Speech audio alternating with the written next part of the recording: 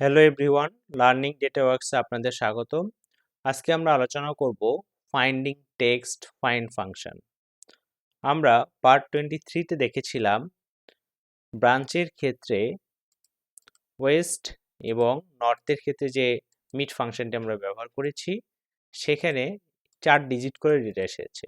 সেখানে নর্থের এইচটি বাদ পড়ে গিয়েছে, তার মানে নর্থের ক্ষেত্রে আমাদের পুরো ডেটা আসে নাই এবং ওয়েস্টের ক্ষেত্রে পুরো ডেটা আসছে। তো এই ক্ষেত্রে যদি মিক্স 4 ডিজিট 5 ডিজিট 6 ডিজিট যদি ডেটা থাকে, তাহলে আমরা কিভাবে এটিকে অ্যাকুরেট বা অ্যাকচুয়াল ভ্যালুতে নিয়ে আসার চেষ্টা করব, সেটি আমরা দেখব।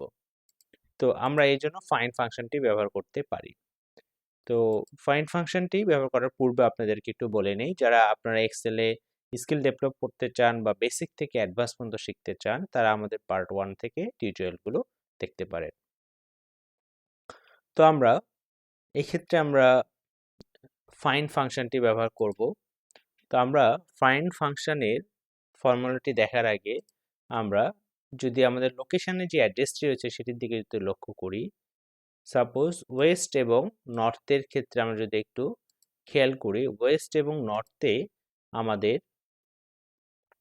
প্রথমত নাম্বার, তারপর ওয়েস্ট এবং নর্থ এবং স্পেস এবং তারপর 4 ডিজিট নাম্বার। এখানে কিন্তু দেখবেন আমাদের স্পেসটি কিন্তু একই জায়গায় রয়েছে, 4 ডিজিটের পূর্বে স্পেস। তো এটি আমাদের ফাইন্ড ফাংশনের ক্ষেত্রে লাগবে, এই স্পেসটি।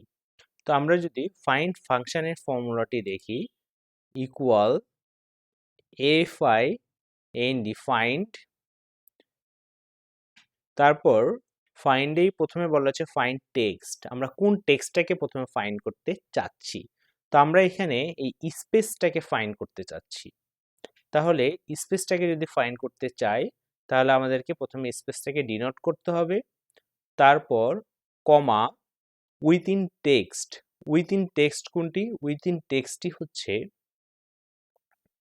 আমরা যে ভ্যালুটিকে বা লোকেশন বা আই কে আমরা সিলেক্ট করব বা টেক্সটটাকে সিলেক্ট করব, কমা, তারপর বলা হচ্ছে স্টার্ট নাম্বার। স্টার্ট নাম্বারটি কত? স্টার্ট নাম্বারটি হচ্ছে আমার ইস্ট এবং নর্থ শুরু হয়েছে কত নাম্বারে?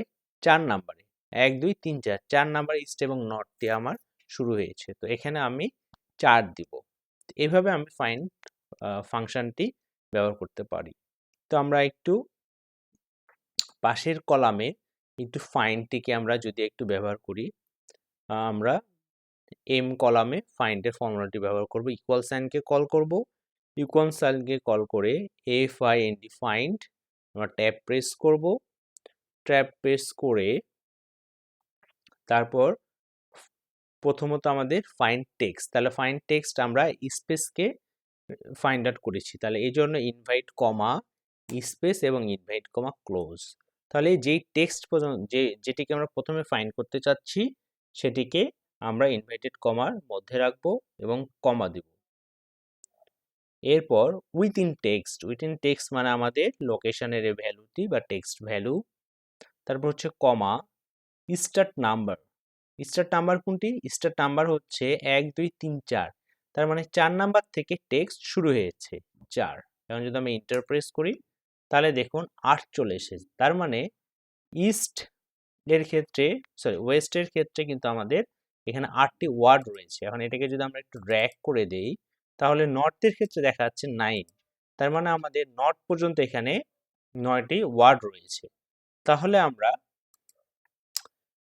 এই স্পেস পর্যন্ত ডেটাকে একটু আলাদা করে নিলাম। আলাদা করে নেওয়ার পর এখন আমরা দেখব, তাহলে আমরা 8 এবং 9 পেয়ে গিয়েছি। এখন যেটা হচ্ছে, এখন আমরা যদি ওয়েস্ট এবং নর্থ দুই ডেটাকে যদি একটু দেখি, যে এখানে আমরা যে 8 পর্যন্ত নিলাম, এটা কি আমাদের স্পেস ভ্যালু পর্যন্ত 8টি ডেটা ওয়ার্ড রয়েছে।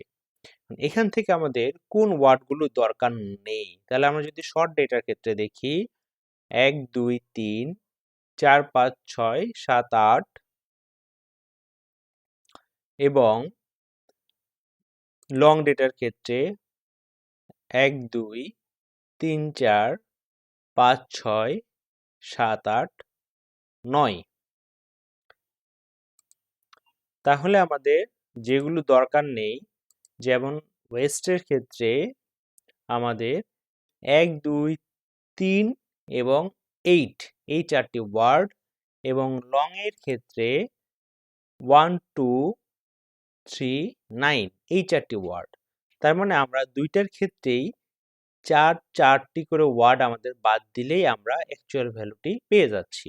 তাহলে আমরা আবার আমাদের ফাইন্ড এর ফর্মুলা যদি ডাবল ক্লিক করি, করে যদি আমরা -4 দিয়ে দেই, এন্টার প্রেস করি, তাহলে আবার যদি এখানে একটু ড্র্যাগ করি, তাহলে দেখুন আমাদের ওয়েস্টের ক্ষেত্রে কিন্তু 4, ওয়েস্ট WEST ওয়েস্ট 4, এবং নর্থের ক্ষেত্রে NORTH এখানে কিন্তু 5 দুটি কিন্তু আমাদের চলে এসেছে।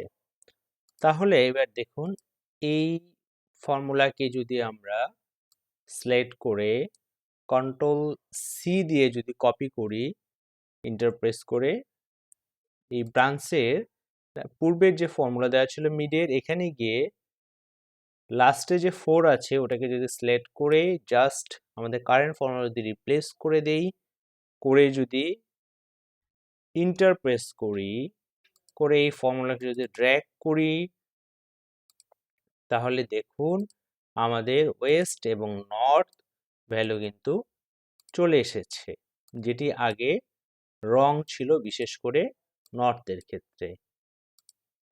তাহলে আমরা শুধু মিড দিয়ে আমাদের অ্যাকচুয়াল ভ্যালুটি পাওয়া পসিবল না, এই জন্য আমরা ফাইন্ড ব্যবহার করে আমরা অ্যাকচুয়াল ফর্মুলাটাকে বের করতে পারি।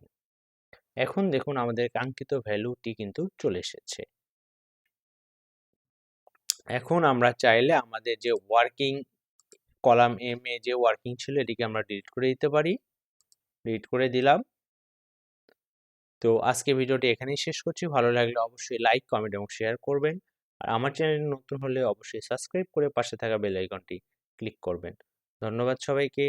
দেখা হচ্ছে পার্ট 25 এর ভিডিওতে। সে পর্যন্ত ভালো থাকবেন, সুস্থ থাকবেন।